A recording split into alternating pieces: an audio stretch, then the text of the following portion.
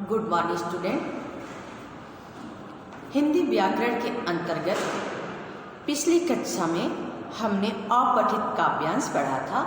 अपठित काव्यांश में कविता page number 122, 123 का पहला और दूसरा पढ़े थे।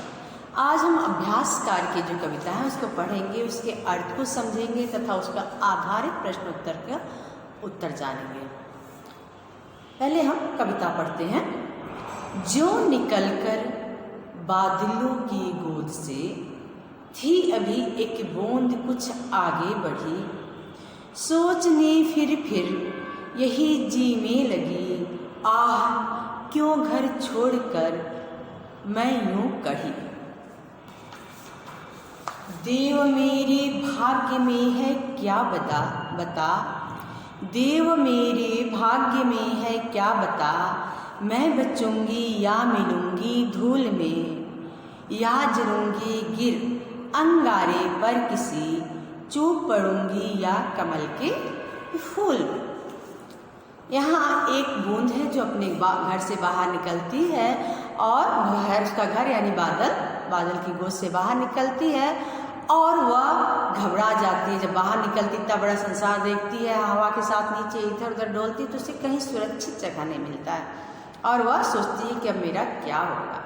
यह पाठ जो है सिर्फ बूंद के माध्यम से मनुष्य के बारे में बताने की कोशिश की गई। जिस तरह मनुष्य अपने घर से बाहर नए लक्ष्य प्राप्त करने के लिए, नई नई ऊंचाइयां प्राप्त करने के लिए, नई शिक्षा लेने के लिए, रोजगार की तलाश में घर से जब बाहर निकलते हैं तो उन्हें तमाम कठिनाइयों का सामना करना पड़ता है। वो घबरा जाते हैं, सोचते हैं कि मेरा क्या होगा, मैं कहाँ जाऊँगा, कैसे करूँगा। इस तरह इसी भावना के साथ एक कविता के बारे में बताया गया है। लेकिन अंत में, अभी इस कविता में वो पंक्तियाँ नहीं दी गई है, अंत में बूंद कहाँ गिरती है, मोती बन जाती है। समुद्र में सीप, एक खुली सीप रहती है, उसमें गिर जाती है और वहाँ जाके मोती बन जाती है।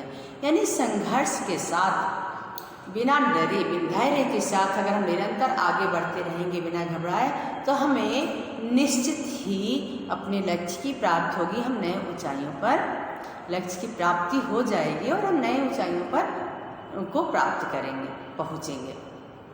अभी हम पाठ में आए जो कविता है उसका अर्थ देखते हैं, फिर उस पर आधारित जो प्रश्न है वो पढ़ेंगे। जो निकलकर बादलों की गोद से थी अभी एक बूंद कुछ आगे बढ़ी। बादल की गोद से यानी बादल से निकलकर एक बूंद जैसे ही कुछ आगे बढ़ी,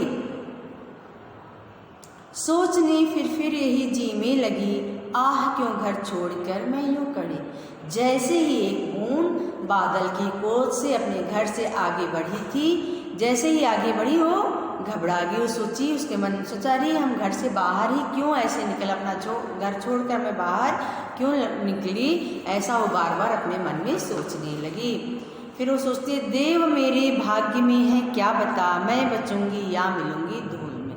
वो घबरा जाती है, भगवान को याद करते, भगवान से कहती है, हे भगवान मेरे भाग्य में क्या लिखा है, मैं या तो बचूंगी या फिर मिट्टी में गिरकर मैं समाप्त हो जाऊंगी, या जलूंगी गिर अंगारे पर किसी, चूप पड़ूंगी या कमल के फूल में। सोचती है कि मैं चलते चलते हो सकता है आग में गिर जाऊं, वहाँ जल के समाप्त हो जाऊं, या कमल के फूल पर गिर जाऊं, वहाँ पड़ जाऊं।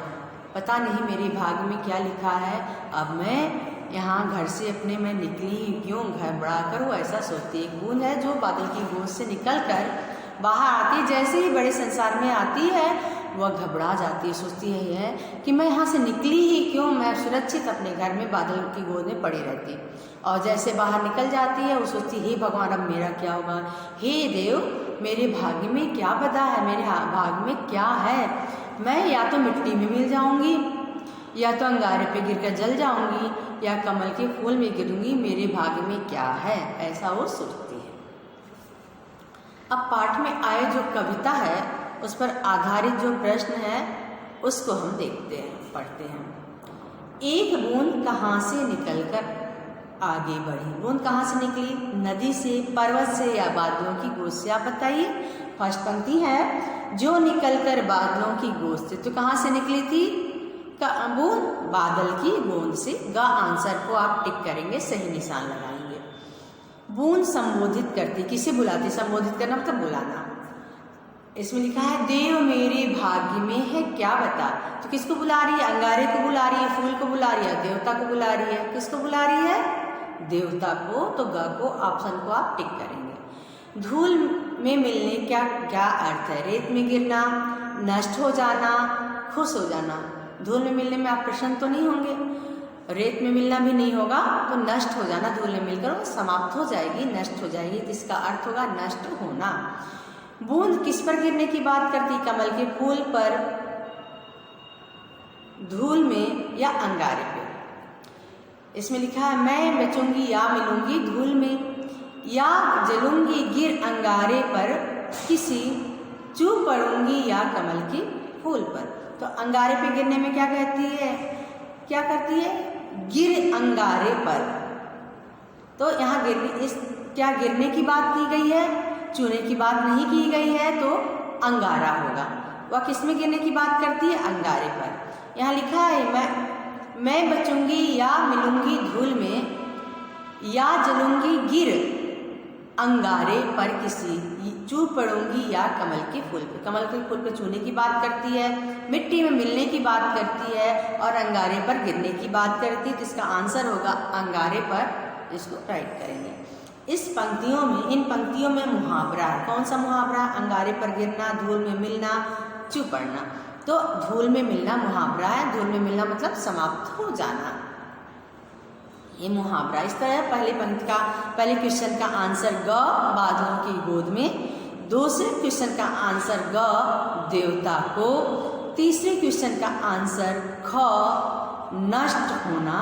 चौथे क्वेश्चन का आंसर ग, अंगारे पर। पांचवें क्वेश्चन का आंसर ख, धूल में मिलना। इसका आंसर है। एक बार पुनः हम कविता का अर्थ देख लेंगे। जब तक आपको अर्थ अच्छे से समझ में नहीं आएगा, आपको आंसर लिखने नहीं आएगा। आप कोई भी अपठित काव्यांश या गद्यांश आता है आपके क्वेश्चन पेपर में, तो सबसे पहले उसको एक बार, दो बार, तीन बार पढ़ेंगे। उसमें जो शब्द आया है उसके अर्थ को जानेंगे। अर्थ को जानने के बाद उसमें आए जो क्वेश्चन आंसर है, उसको ध्यान से पढ़ेंगे। और पढ़ेंगे तो देखेंगे किन पंक्तियों में उसका अर्थ लिखा है। पहली पंक्ति में है, दूसरी पंक्ति में, तीसरी पंक्ति में है, फिर वो क्या कह रहा है, उसका आंसर वहाँ मिल रहा है कि नहीं। तो सही आंसर ढूंढ के सही क्वेश्चन पर टिक करेंगे। तो एक बार पुनः इस कविता का मैं अर्थ बता देती हूँ। जो निकलकर बादलों की गोद से थी अभी एक बूंद कुछ आगे बढ़ी। एक बूंद थी, जैसे ही बादल की गोद से बाहर निकली, सोचने फिर ही जी में लगी, आह क्यों घर छोड़कर मैं यूँ करी। और बार बार अपने जी यानी मन में सोचने लगी, आह घबरा गई थी, आह मैंने ऐसा काम क्यों किया। उसे बहुत दुख होता कि मैं घर छोड़ के क्यों करी, मतलब बाहर निकलना, क्यों घर से बाहर निकली ही, ऐसा वो पछताने लगी। फिर कहती है देव मेरी भाग्य में है क्या बता, मैं बचूंगी या मिलूंगी धूल में। हे ईश्वर, मेरी भाग्य में क्या लिखा है, मैं बच जाऊंगी या धूल में मिलकर मैं नष्ट हो जाऊंगी, या जलूंगी गिर अंगारे पर, या मैं किसी आग में गिरकर जल जाऊंगी, चूप पड़ूंगी या कमल के फूल में, या कमल के फूल में टपक कर चूकर गिर जाऊंगी। मेरे भाग्य में क्या लिखा है ईश्वर तुम बताओ। उसके बाद क्वेश्चन आंसर दिया गया, उसके आंसर को ढूंढना गया। आप अपठित काव्यांश में कोई जरूरी नहीं कि आपकी पुस्तक का ही आए, अलग से आएगा भी आ सकता है, आएगा नहीं आ सकता है।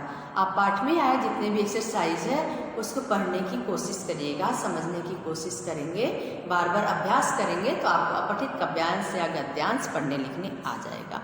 जो आंसर बताया गया उसको ध्यान से किस तरह ढूंढा गया है मैंने बताया भी है, किस तरह किन पंक्तियों में है, कैसे है, इस तरह आपको आंसर ढूंढना होगा। आप इसको पढ़िएगा, समझिएगा। धन्यवाद।